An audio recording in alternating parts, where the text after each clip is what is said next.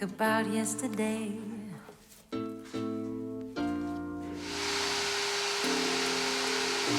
My, oh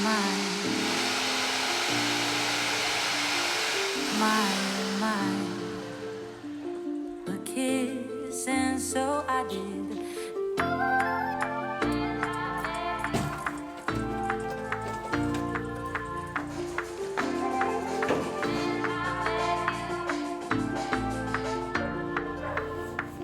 Got it.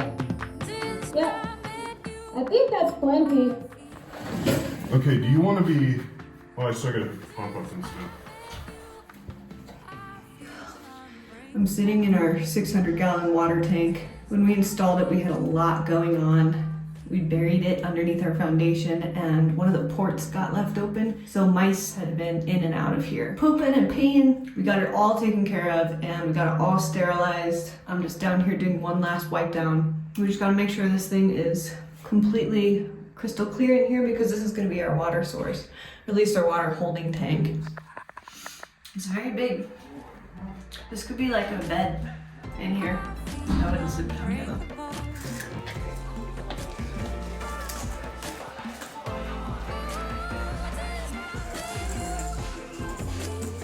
So, I just put a fitting on our bulkhead hole coming out of the cistern. I am gonna attach this small line of PEX from that to the pump, and then from the other end of the pump, I'm just gonna plug it up to this, what will eventually be the clean water to our toilet, so that we can use that as our water in here for now. Just because I need a line that comes up out of the ground. Do you need them? No. The well is like 600 yards down the hill. So over the winter, we just have an irrigation line coming up from the well, but it's a pain in the butt to clear during the winter. So that's why we're trying to use our cistern so that we can just have all of our water up here and not have to use the well, but maybe one more time this winter. So the water from the well is coming in this black hose, which is going into the top of the tank, the cistern. And then we have this garden hose, and then that's going outside.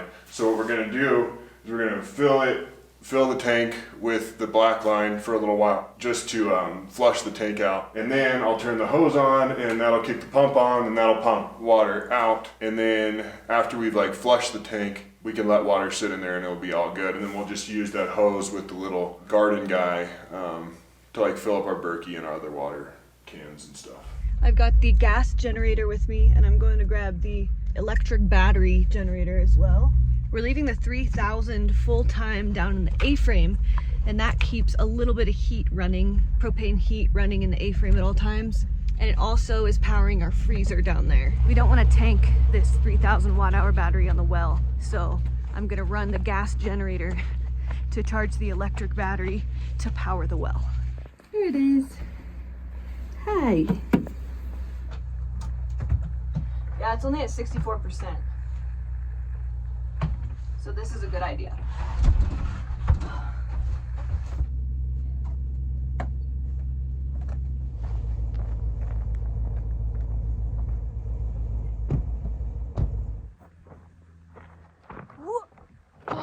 All this for water. Okay, we got it on. The well. It's going in here. Now the water's coming through the pump going up to the house. Hopefully. Anyway.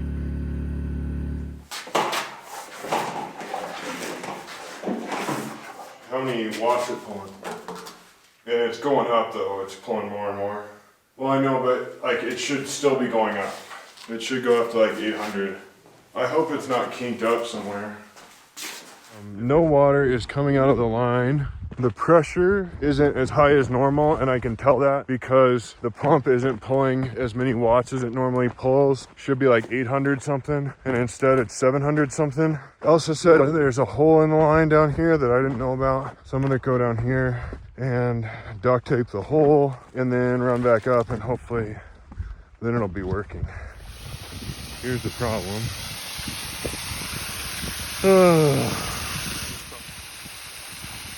Good, love that. Well, at least some of us are enjoying this. like somebody's been chewing on the line. Not ideal. I'm gonna duct tape this and then we'll be good. I'm running up the hill with the water. I can hear it coming up the pipe. I'm just making sure that nobody's chewed through anywhere else. We should be good. Okay, we're in the house and it's pumping into the tank and I don't see any leaks.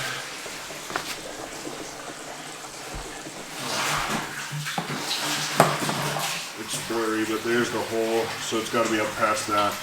And the hole's up a little bit higher than the very bottom, so that like if there is sediment that settles down the bottom, it won't get sucked up by the pump.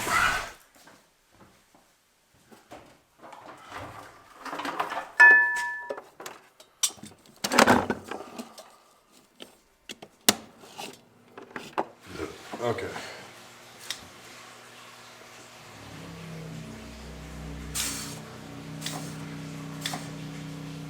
Come on. Hey. So now this kicks on, the pump kicks on whenever the system is depressurized. And it's loud right now, but it won't be as loud once I put some like vibration control on it and cover that hole. We can fill up the Berkey.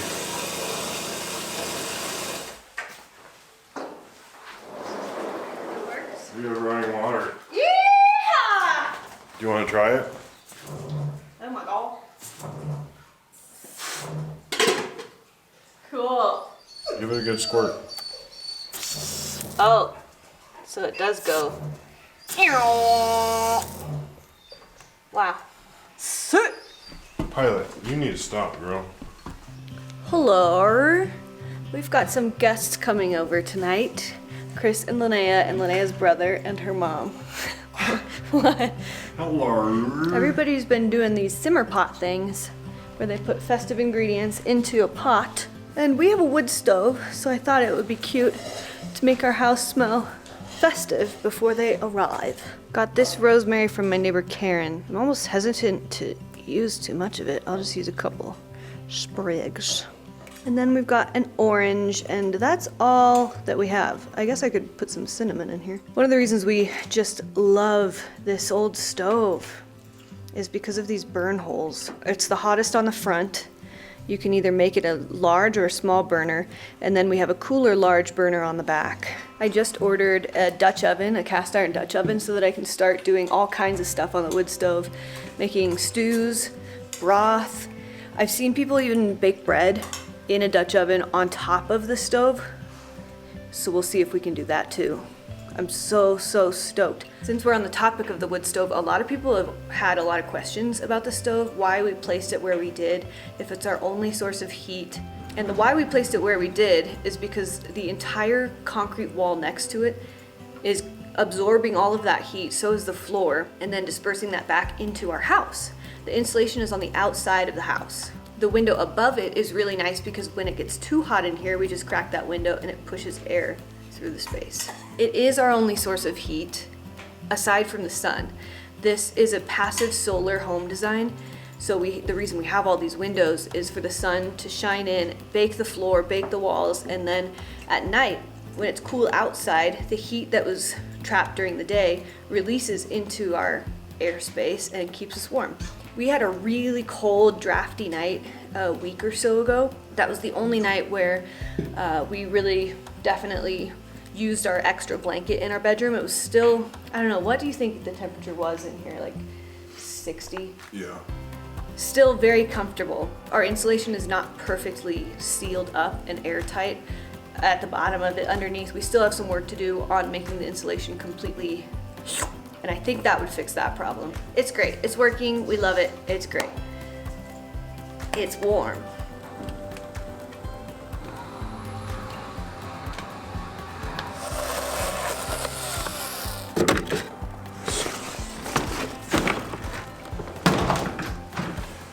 What do you think of the smell in here?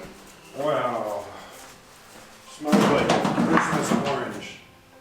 Wow. What is it? The Christmas orange? That's what it smells like. It smells very nice.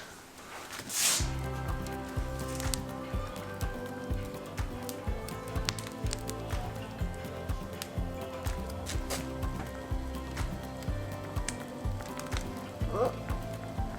Oh.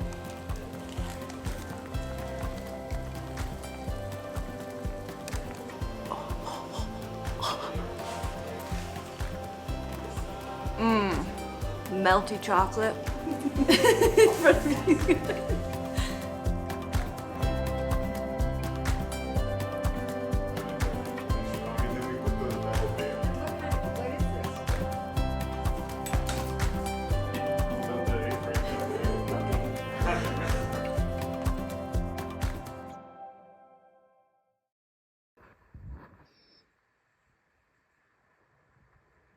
That's a good girl. That's a sweet girl. What a sweet girl.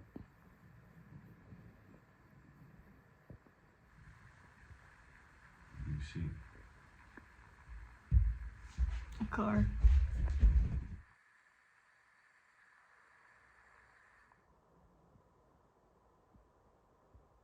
I made a post a couple days ago of a pilot sitting on the bed looking out the window at this view. People are getting upset that Kamp isn't in a photo as well. He's been here the whole time. Mm-hmm. His feelings must be really hurt. Yeah, he loves pictures. I just saw that this morning for the first time and thought it was pretty funny. Somebody said that we're phasing Kamp out for pilot.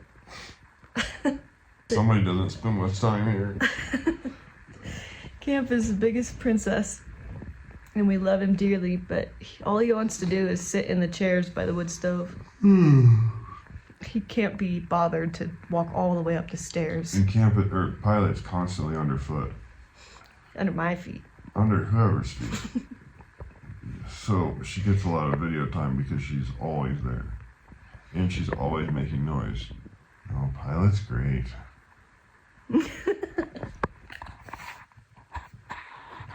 Pilot's great. We love them both She's equally. amazing. She's just so annoying. Pilot! She's stuck.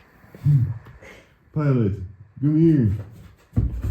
Come here. Good girl. Hi.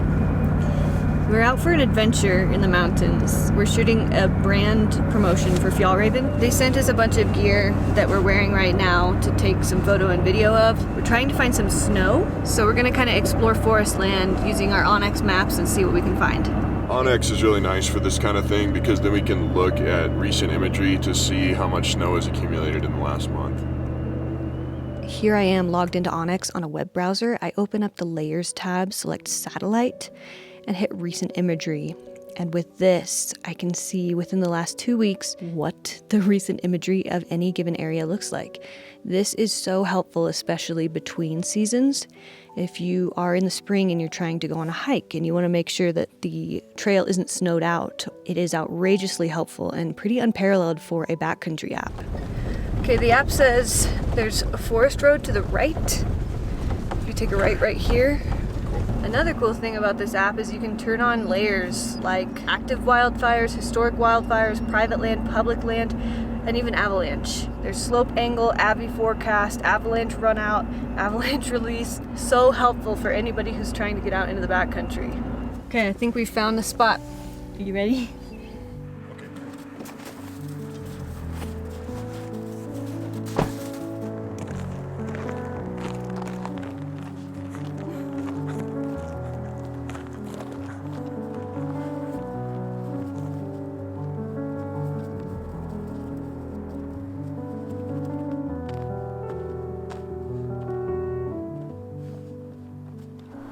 Nice, we did it. That was kind of fun. They sent us clothes based on what they are trying to advertise, and they're not the first clothes that we would pick, but we really liked it. But we feel bougie. I feel like you especially look like a little snow elf. So cute. So cute. The way of the Mandalore. Dinjarin, have you ever removed your helmet? But the mines have all been destroyed.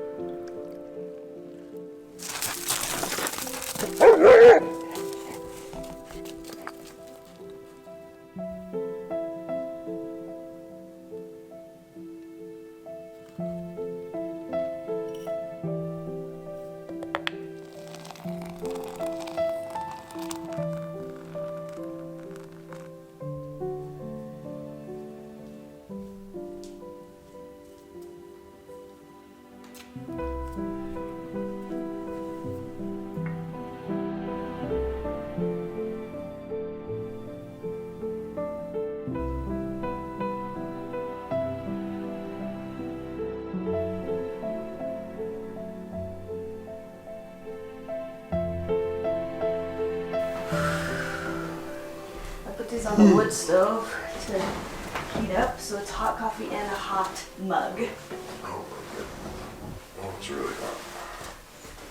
I told you! Allie Judy said that when they're here, she's gonna come up here and kick you out of bed, make you go lay in the A-frame with Steve. That's fine. I know, I said, you just giggle and look at memes. It was snowing for a minute. Why did it stop? I don't know. Hi. Baby. Hi, Misty. Baby girl. Oh. Hi, mister. Hi, Dan. Hi, Kipper. Hey, Camp. Come here. Come Hey, here, buddy. Camp. Oh, come here, Camp.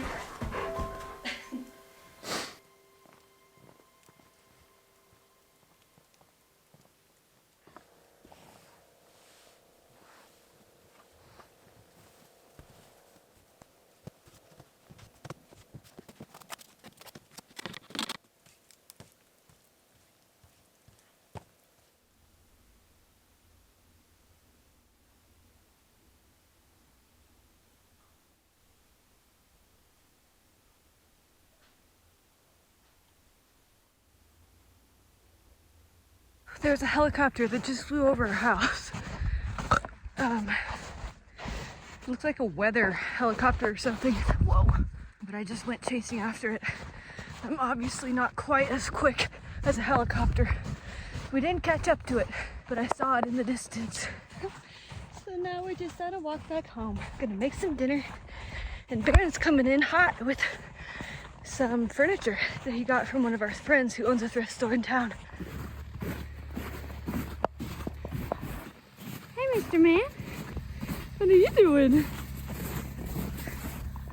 What she got? What she got? Violet, come. Come on. Violet. Whoa. Good girl.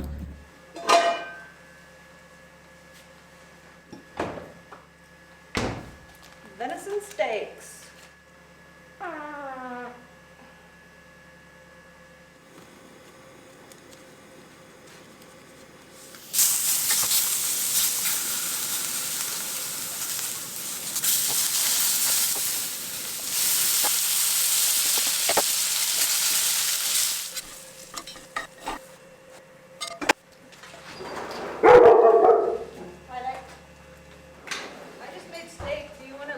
In the car for now, or do you want to bring it in?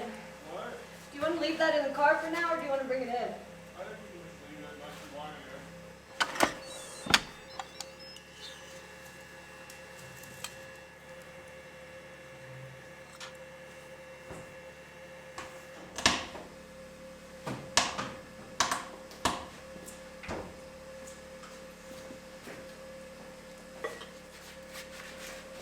Thank you for this.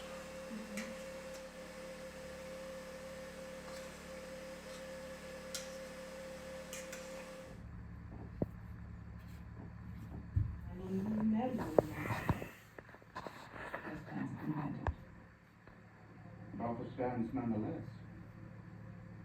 What do you think?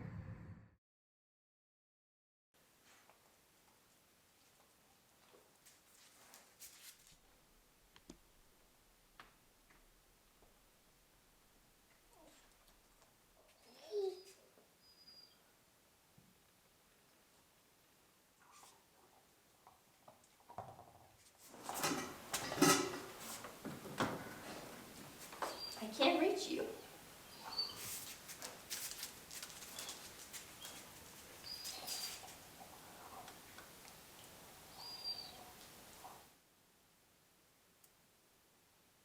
We just recorded a podcast.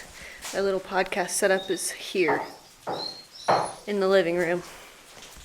Got our little sign and our little mugs that match our little chairs. This next episode of the podcast is like a catch up from having not done a podcast in a little over a year. And from there, we are going to start reading the audiobook. We're going to publish it free. We're gonna read it, Barron and I together, and then after each chapter we're gonna have kind of a director's cut where we're gonna tell stories of our time in the Scamp that relate to that chapter, and just kind of some inside stuff that we couldn't really talk about when we were actively living in the Scamp and putting it all on YouTube. So I think it'll be a really fun way to get kind of a more inside look at what we were doing while we were living in the Scamp and everything that has led up to right now living in our house. Barron is making us dinner tonight in our awesome kitchen. He did some reorganizing of it recently. Added a little shelf up there. Have all of our stuff in our bins from the A-frame. Making a weird thing. What are you making? Bacon quesadillas. So this is probably gonna be kind of weird, but I can't. How could that be weird? I just think it'll be strange. I can't imagine it'll be bad.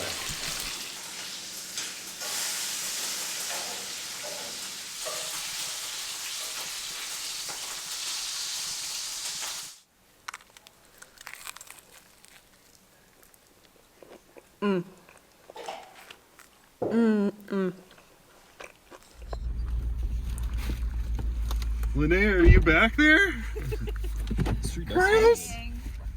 Chris, are you there? Oh, it smells really good. Now be careful when we open it.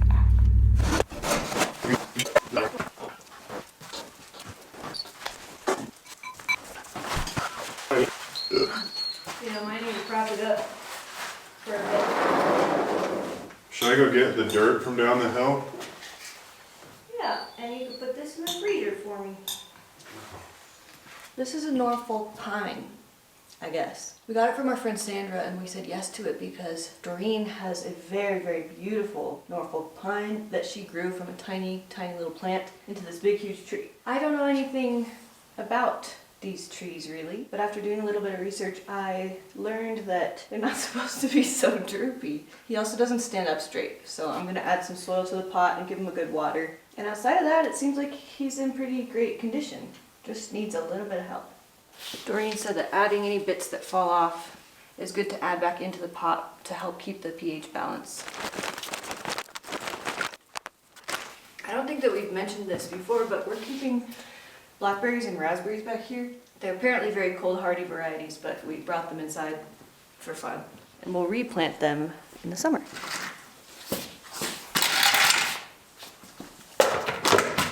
I've seen that a great way to water a tree like this would be to water it from the bottom, but I don't have a big enough basin or a bathtub to put him in to soak up water, so I'm just gonna do it this way. Thank you so much for watching today's video. We have an entire playlist on how we built this whole house, plus a playlist on us living inside of our 13-foot trailer on the road for 5 years. And I just made a winter-specific playlist, so you can see all of our wonderful, beautiful winter YouTube videos in one place. We will see you in the next one.